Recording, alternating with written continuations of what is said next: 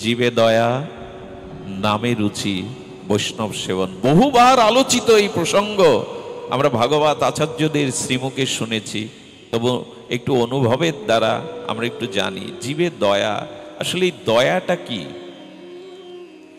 জীব কৃষ্ণ বিমুখ হয়ে যে অনাদি অবিদ্যাগ্রস্ত হয়ে জন্ম মৃত্যু চক্রে কর্মফল ভোগ করছে, দয়াটা কি? আপনাকে এখন ভালো মন্দ পঞ্চ উপচারে খেতে দিলাম, 3 ঘন্টা পর ক্ষুধা লাগবে কিনা? আপনাকে ঘর বেঁধে দিলাম, ঝড়ে ভাঙবে কিনা? আপনাকে বস্ত্র দিলাম, বস্ত্রটাও বিনষ্ট হবে কিনা? আপনাকে অর্থ দিলাম, সেই অর্থ আপনার বিনষ্ট হয়ে যাবে। প্রকৃত দয়া, প্রকৃত দান কি?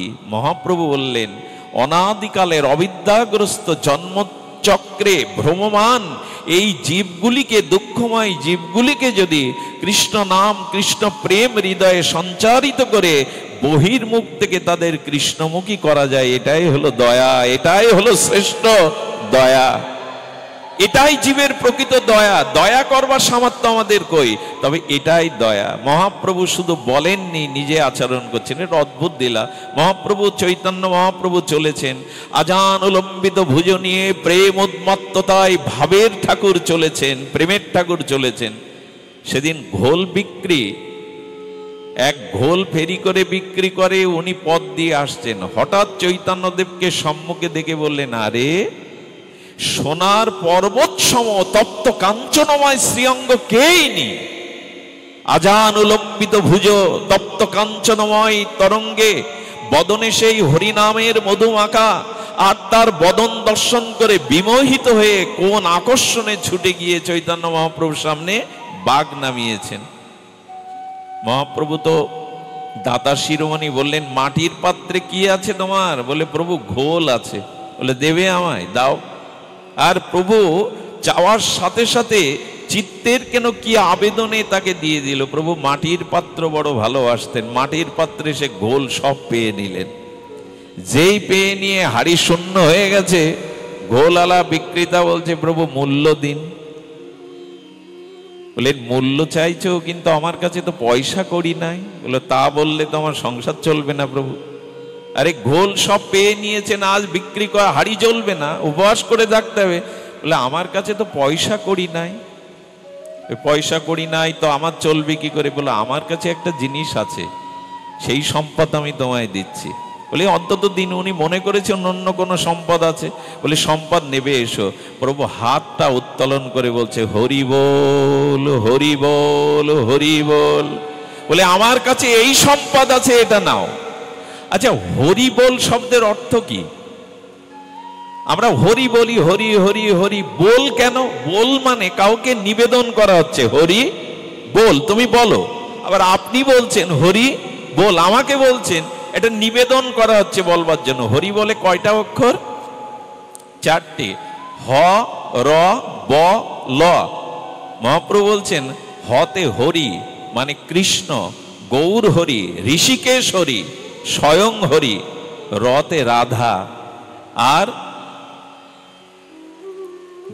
হ্যাঁ হরি বল, বতে বৃন্দাবন আর লতে লীলা। হরি বল বলা মানে রাধা মাধব সহিত বৃন্দাবনের লীলা স্ফুরতি হওয়া, এই হরি বল। এই জন্য হতে হরি, রতে রাধা, বতে বৃন্দাবন, লতে লীলা, একই সাথে সমর্পিত করে মহাপ্রভু বললেন, আমার কাছে একটা সম্পদ আছে, তুমি নাও, হরি বল, হরি বল। আমাকে এক মহাত্মা বলেছিল, বিল্লমঙ্গল, যদি তোমার স্ত্রীর সাথে কখনো ঝগড়া হয় বাড়িতে, স্ত্রী যতই কটু কথা বলুক, সামনে তুমি একটু হরি বল বলবে। ও বলে যাচ্ছে, তুমি হরি বল বলো। আবার স্বামী যদি ঝগড়া করে, মা বলবে। যদি স্বামী স্ত্রী পিতামাতা দুইজন বলে, তবে সন্তানদের শিখিয়ে দিলেন ওখানে হরি বল বলবে। কথা চারিয়ে যাওয়া কি সম্ভব? কষ্ট হবে আপনাদের। ভিজেন না, আপনারা বারান্দায় যান। যারা আচ্ছাদনের ভিজছেন, বারান্দায় যান, আপনারা ছায়াতে উঠুন, নিরাপদ স্থানে উঠুন, ভিজবেন না। তো হরিবোল বলালেন মহাপ্রভু। মহাপ্রভু বলছে, দেখো, তাও যদি তোমার অর্থ দরকার হয়, আমার শিষ্যগণ পেছনে আসছে, বৈষ্ণবগণ, ওদের কাছে চাও। আরে উনি ওই আশায় বসেছেন, বৈষ্ণবরা গৌর হরি বলতে বলতে আসছেন। বললেন, তোমাদের প্রভু আমার ঘোল পাত্র খালি করে দিয়েছেন, তোমাদের কাছে যদি কিছু পাই সম্পদ দিতে বলেছে। আচ্ছা তুমি কি পাগল? উনি আমাদের আচার্য গুরু, গুরুর কাছে পয়সা নেই তো শিষ্যের কাছে থাকে? আরে আমাদের কাছেও তো নেই। বলি সব তো তোমরা নেই নেই বলছো, আছে কি? বলে আছে একটা জিনিস যা প্রভু দিয়েছেন, এসো তাই দিও। হরিবোল বলতে ওরাও শুরু করেছেন। হরিবোল বলো, এটাই সম্পদ। গৌরাঙ্গের দুটি পদ, যার প্রেম সম্পদ, সেজনা ভক্তি রসসার। ওগো, যার ভক্তি এসেছে, গৌর নাম এসেছে, তার অভাব থাকে? অভাব থাকে না। এই জন্য মহাপ্রভু এমনি করে কৃপা করছেন, বলেন বহির্মুখ জীবকে কৃষ্ণমুখী করার প্রয়াস করো। আপনি আচারে জীবকে এই শিক্ষা দাও, এটাই হলো প্রকৃত দয়া। আজকে যারা এখানে অষ্টকালীন সংকীর্তন, অষ্টকালীন লীলা কীর্তন এবং ভাগবত দিচ্ছেন, এরাই প্রকৃত দয়া করছেন। অর্থ ব্যয় করে, কষ্ট স্বীকার করে এই যে জীবগুলিকে প্রেম ভক্তি দানের, শাস্ত্র মর্মত্ম দানের ব্যবস্থা করেছেন, এটাই হলো দান, এটাই হলো দয়া। যারা গোবিন্দ কথার আয়োজন করে, ভাগবতের আয়োজন করে, এই ভাগবত বিতারণই হলো, ভগবত অন্যের মধ্যে প্রচার হলো, এটাই হলো প্রকৃত জীবে দয়া। নামে রুচি, মহাপ্রভু বললেন এইটাই কেবল আমাদের উপলব্ধিতে আনতে হবে। নামে যেন রুচি হয়, তৃষ্ণার্ত চাতকের মতো যেন রুচি হয়। এই রুচি নিয়েই হরি নাম। দেখুন রুচি কেন দরকার, আমি আগেও বলেছি। একটি ময়লা বস্ত্রের উপরে সাবান রেখে ঘষলে কাপড় পরিষ্কার হবে না, ডিটারজেন্ট ওপরে দিলে কাপড়ের ওপর পরিষ্কার হবে না, ওখানে তৃতীয় একটি বস্তু চাই, জল। আচ্ছা, ময়লা বস্ত্রের উপরে সাবান দিলেন, পরিষ্কার হবে? ডিটারজেন্ট দিলেন, জল দিলেন না, পরিষ্কার হবে কি বাবা? যতই ঘষাঘষি করি। মহাপ্রভু বললেন নাম নিলে হবে, তবে নামের সাথে একটু রুচি জাগাও, একটু রুচি জাগাও। এই রুচিটাই হরি নামে প্রেম এনে দেবে, আর কিছু নয়। এক কৃষ্ণ নামেই পাপ যাবে, আর কৃষ্ণ নাম নিতে প্রেম পাবে, তাও ব্রজ প্রেম। একটু রুচিতে বলো, একটু ক্ষুধা জাগিয়ে বলো। এই রুচি জাগিয়ে হরি নাম, এটাই মহাপ্রভু বলেছেন। আরেকটি আমার মন বিচলিত হয়ে গেছে, তারপরে বলি বৈষ্ণব সেবন। এই বৈষ্ণব সেবন মানে বৈষ্ণব সঙ্গের কথাই মহাপ্রভু বলেছেন। একটা অদ্ভুত বিষয় হলো এই সঙ্গ। যতদিন শুদ্ধ ভক্ত সঙ্গ না হচ্ছে, ততদিন আমরা করব। আর আত্মহত্যার সিদ্ধান্ত এইভাবে নিলেন, আমি যখন কারো উদরের পরিপূরণ করতে পারলাম না, তখন আমার মৃত্যুটা যেন কোনো প্রাণী তার উদরের ক্ষুধা নিবৃত্তি করে হয়। সিদ্ধান্ত বুদ্ধি করে জঙ্গলে গেছেন, যেখানে বাঘের গুহা আছে, অন্তত আমাকে খেয়ে তার উদর সেবন। আমি তো কারো উদরে কিছু দিতে পারলাম না, অযোগ্য, ব্যর্থ আমি, স্ত্রী পুত্রের অন্ন দিতে পারলাম না, আমাকে খেয়েও যেন কারো ক্ষুধা নিবৃত্তি হয়। এই জন্য মৃত্যুকে আলিঙ্গন করে বাঘের গুহার দিকে, বাঘ ও গুহার সামনে যখন তার শিকারী আসতে দেখে প্রস্তুত নেবে, ভাগ্য ফলে বাঘের গুহার উপরে একটা বৃক্ষের শাখায় বসেছিলেন রাজহংস। রাজহংস বললেন, ব্যগ্র রাজা, তার ভাষাতেই তিনি অনুভবে বলছেন, শুনুন, দেখুন ও আপনার কাছে আসছে কোনো ভয় নিয়ে আসছে? বলো তাই তো ভাবছি, আসছে ভয় নিতে। বলো আপনার কাছে আত্মসমর্পণ করতে এসছে। ও আপনাকে ভয় পাচ্ছে না, আপনার ক্ষুধা নিবৃত্তি করবার জন্য আপনার কাছে চিরজীবনের মতো নিজেকে উৎসর্গ করতে আসছে। ও বড় অভাবী, দেখুন ওর ভয় নেই, ডর নেই, ও আপনার কাছে সমর্পণ করবে বলে। বাঘ ও বাঘিনীও তো তার বাচ্চাকে লালন পালন করে, ওদেরও তো বুকে দুধ মমতা আছে। বললো আমার কাছে ভয়ে আসছে না, আমার কাছে সমর্পণ করার জন্য আসছে।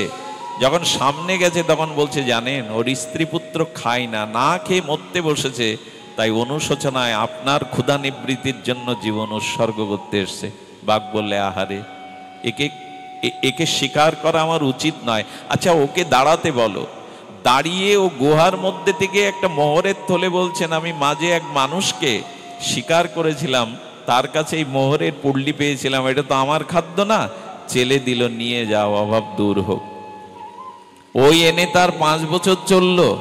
কিন্তু অলস ব্যক্তির হাতে ধনসম্পদ দিলে আর একটা বিপদ, ওই বসে বসেই খাবে, চেষ্টা করবে না।